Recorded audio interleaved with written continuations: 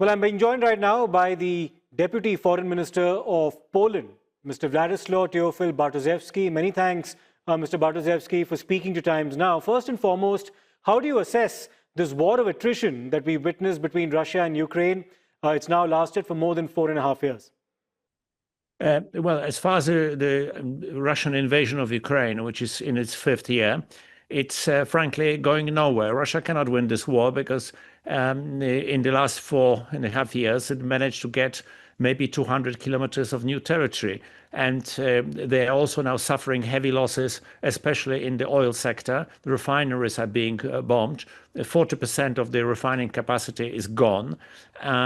So Russia is not benefiting from the higher oil price because they produce less.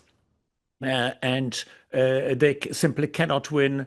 They cannot win this war. Ukrainians are now bombing facilities which sell dual-use items used by the Russian military, and Russia is going absolutely nowhere. It's a war of attrition, and given that Ukraine has full support of Poland and the other EU countries, which provide them this year, next year, altogether in about 90 billion euros plus additional payments, and that this is going to go for the next few years for sure. The only suffering that Russians are inflicting are basically on civilian population, because they use ballistic missiles to attack civilian facilities, houses in the middle, religious sites. The very ancient monastery in Kiev was bombed. That monastery existed before Moscow was ever built. So it's a dramatic, reckless, criminal behavior of Putin and his clique. Now, this is a war of attrition, but do you also see a situation now where the Russians in particular, having been part of this war for more than 4 years now, are able to sustain what is a war economy? Russia just sold almost half of the gold reserves. That's a sign that they do not have the money. We also have had a Russian ballistic missile, H-101, falling and exploding on a Polish territory. And having examined the remnants of that missile, we found out it was produced earlier this year, which means they don't use what they produce, they use straight away. In other words, they don't have many reserves left. We don't think they're going to continue with that war for very long, although, of course, we would like to have it stopped because the civilian casualties in Ukraine are very high. And also, Russians are again trying to target the energy sector in Ukraine. Poland helped together with other countries very much last winter, providing generators so the Ukrainians can have electricity and heat. And the same we expect to happen this year, because Russia is targeting electricity producing firms and energy companies. But we will keep doing that. We do not think Russia can win this war militarily. Now, sir, since you mentioned that the missile that landed in Poland, well, it was in late July when this happened, the Polish Prime Minister had then said that Poland may not have been the intended target. Nevertheless, do you apprehend an escalation that may invite or be dangerously close to inviting the invocation of Article 5 of the NATO treaty? Well, nothing is impossible. As to this missile, either it was intentional or it malfunctioned. We are now checking it out. The fact that it was a Russian H-101 missile is beyond dispute. There's a technical analysis now conducted. We have faced frequent Russian sabotage, arson, attempts to derail trains, killing of people here, and therefore the low intensity war is going on the territory of NATO countries, not only Poland but Germany, France, Spain, and others. So the Netherlands. So we suffer constant cyber attacks. Yes, we are aware of the fact that Russia may try to provoke and escalate. And yes, we have had indications that President Putin yet again started talking about potentially using tactical nuclear weapons on the battlefield somewhere. And that there was a reaction of that. And I mentioned that during my last visit in India recently. The reaction of the Prime Minister Modi and President Xi Jinping of China saying, telling Russians not even dream of doing any such thing. But yes, we do expect a possible escalation because our intelligence sources suggest that Russia is preparing something. Okay, so what is that something that your intelligence sources are suggesting? What kind of an escalation? I'm suggesting that Russia is constantly testing our resilience and our willingness to act by cyber attacks, by attacks on underwater facilities. They cut some underwater internet cables. They were attempting to cut an electricity cable going between Sweden and Poland. And they are trying to test our air defenses. They're trying to fly next to our territorial, our borders by plane virtually every day.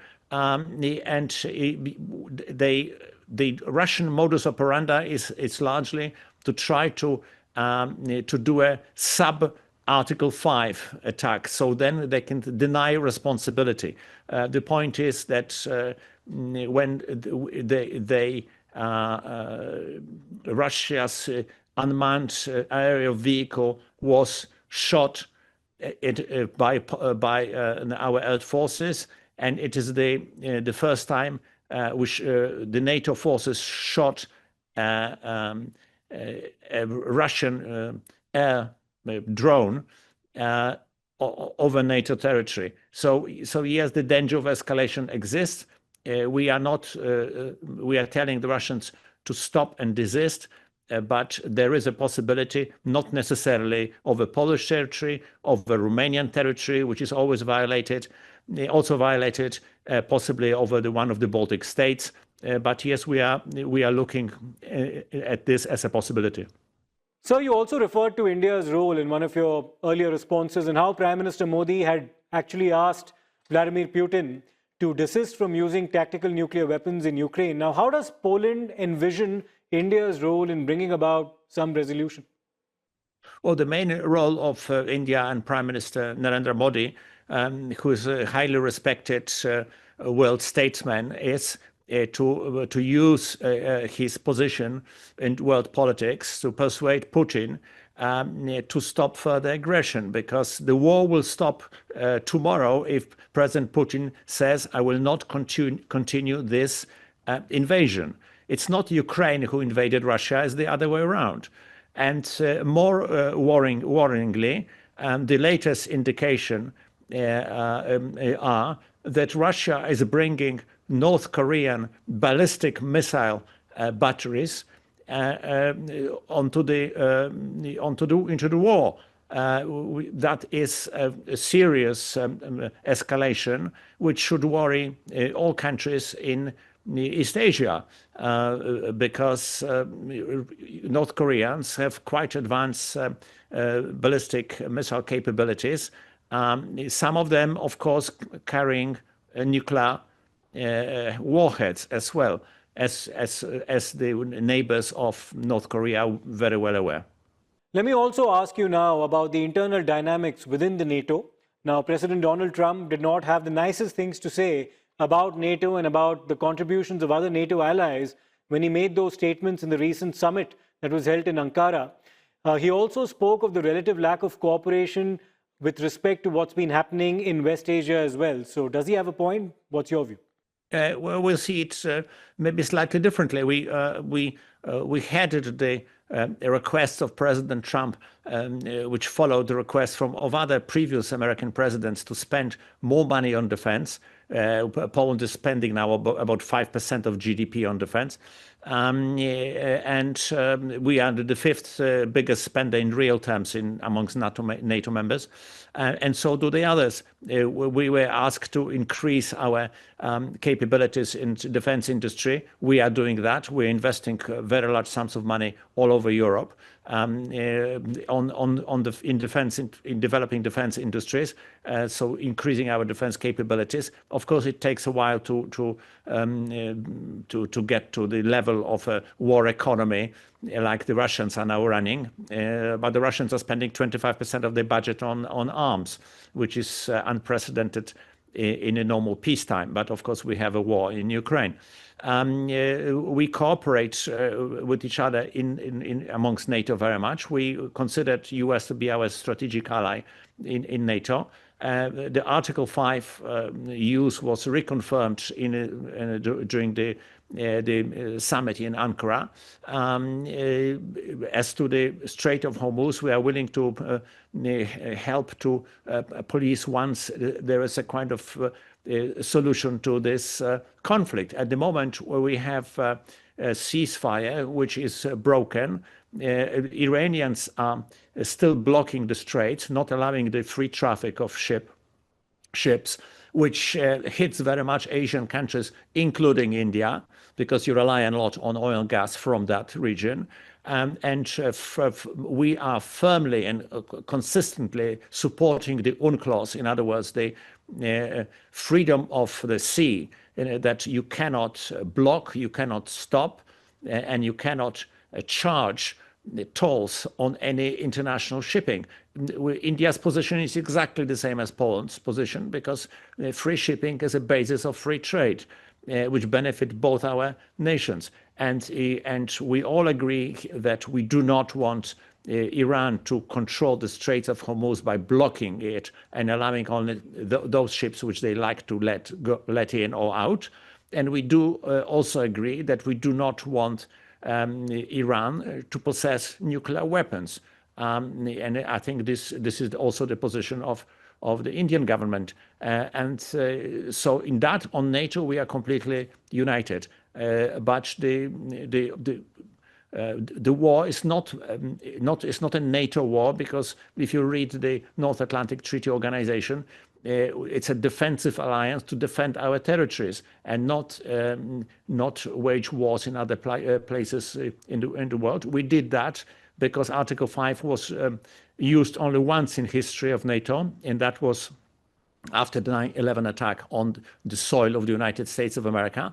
And NATO countries, including Poland, sent troops both to Iraq and to Afghanistan. We lost many soldiers, but Poland altogether sent over 20,000 troops to that region. So we are completely loyal allies of America. But this particular problem, which involves also the issues of Lebanon, Syria, and Israel, and the Gaza Strip, and so on. It's a complex issue which has to be sorted out diplomatically. Now, India has expressed serious concern very recently over the deaths of Indian seafarers following attacks on commercial ships in the Black Sea. And both the Russian and Ukrainian ambassadors to India had been summoned over these incidents. Since you've backed the United Nations Convention on the Law of the Seas and the freedom of navigation, should it also not extend to the Black Sea as well?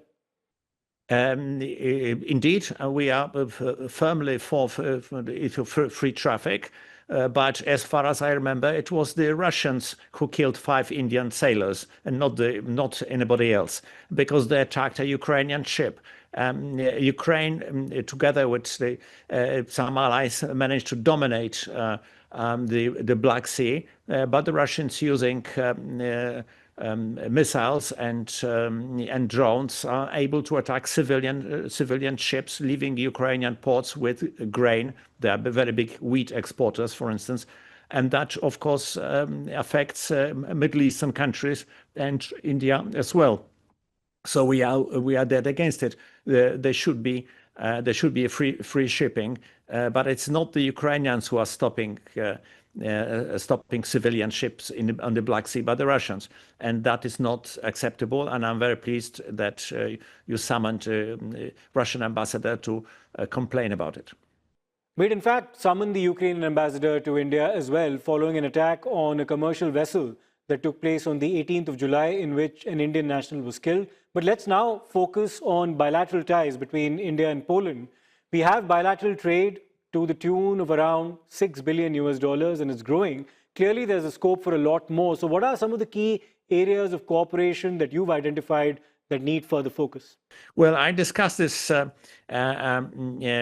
this matter when I was recently actually in mid-July with CB George, and we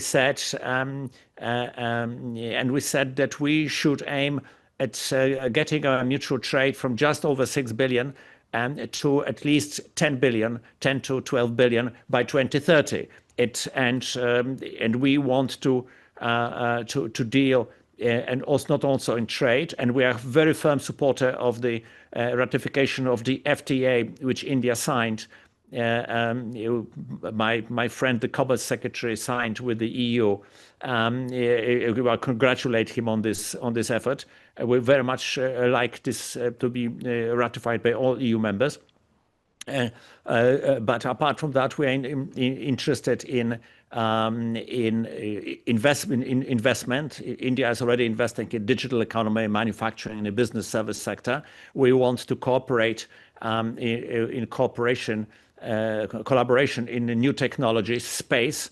As you know, both Polish and Indian astronauts were in Axiom 4 mission recently, and we are now discussing with India production of Polish satellites in India. About 40 satellites are being discussed at the moment, production in India. We have moved some military production to India. We're doing drones, producing drones in India. We are very much interested in it's not only space and new technologies and defense, but also agri-tech and mining industries, which India is interested in. We want to talk more about transport, logistics, support of the development of Indian IMEC, and potential synergies with our 3Cs initiative, support on the developments on ports, energy infrastructure, and resilient supply chains. We have had a number of visits, bilateral visits. In January, our Deputy Prime Minister, Minister of Foreign Affairs, was in India. I was in India in February and in July, and I'm planning to visit later this month with the Deputy Minister of State Assets, in other words, ministry which supervises state-owned companies, to discuss concrete examples of possible collaboration. We are planning very high-level visits of India to Poland and of Poland to India later this year. So yes, I would say we maintained a very steady contact, and we think that even 10 billion, which we hope to get in 3-4 years of trade, is completely insufficient, because to make a comparison, our trade with Germany, which is a fraction of the size of India and Indian economy, and it's hitting 190 billion euros a year. A final question now, sir. If there are steps to be taken towards brokering a peace between Russia and Ukraine, what would Poland's conditions be? Well, I mean, we agree any peace agreement between Russia and Ukraine, which acknowledge that Ukraine is a sovereign, independent state, and has its own government, and this government decides how they're going to be ruled. And we've organized a big conference on the reconstruction of Ukraine, which was attended by a couple of thousand participants, very many of them from business, and various countries are very interested in rebuilding Ukraine, including India. We would play a major role in that, because at the moment, over 90% of anything that reaches Ukraine goes through the Polish territory, and it's likely to remain because of geography and our infrastructure, both airport, roads and rails. As long as Russia stops being a neo-colonial state, invading a country which used to be controlled by them, and now saying that should still be controlled by them, and if they go back to the United Nations Charter, which both India and Poland supports, we can live in peace. But that's the basis. We want them to obey by the UN Charter. Of course, the UN is a complex organization, and the structure of Security Council of the UN is under dispute, and we support India's attempt to be at least non-permanent member of the Council, and we support India's attempt to try to change the setup in the UN. Although, as you well know, this is a very long-standing project so far, not particularly successful. Well, many thanks indeed for weighing in on a lot of these contentious issues, Mr. Bartoszewski. Thank you so much for your time. Thank you very much.